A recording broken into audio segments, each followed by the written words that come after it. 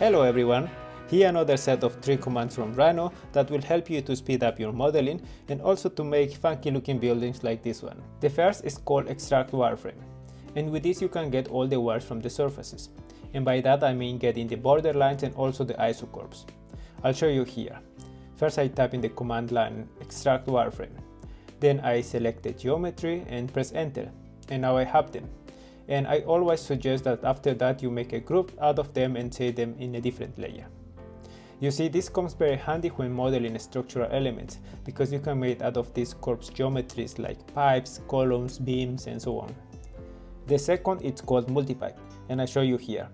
I first type it in the command line, and then I select the wireframe I previously extracted. Then Rhino will ask me for the diameter of the pipes, and then enter, and finally looks like this. All the pipes merge together in an organic form, and this is a sub-D. That means that it can be edited as such.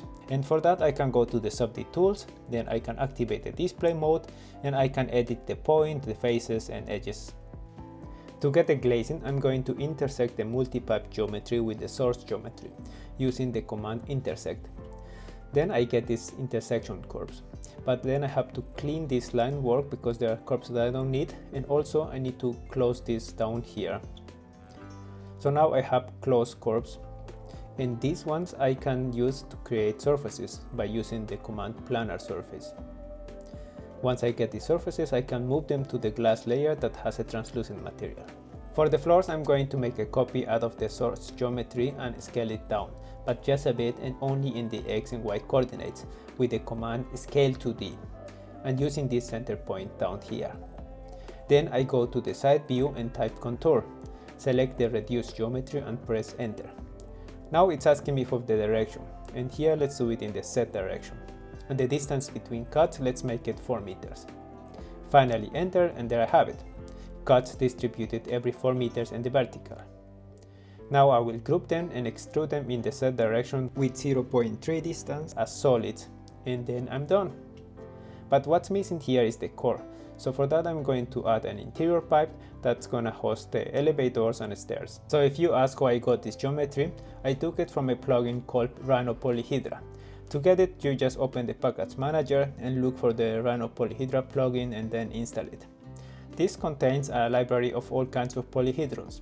You can open the panel by clicking here and just browse around, either from the category or by searching by name. Let's see here the category platonic solids, like the icosahedron or the dodecahedron, or maybe we can look at the geodesic cubes or the biscribe chiral solids or the Bersic quasi-regular polyhedras. I mean, you will find all kinds of stuff here.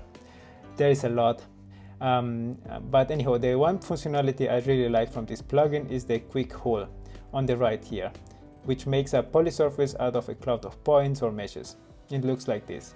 That's it for now. Have fun with multipipe, extract wireframe and contour, and if you found this tutorial useful, please be so kind to like it, share it, and also send me some comments. I would really appreciate it. Don't forget to subscribe and take care. Ciao ciao.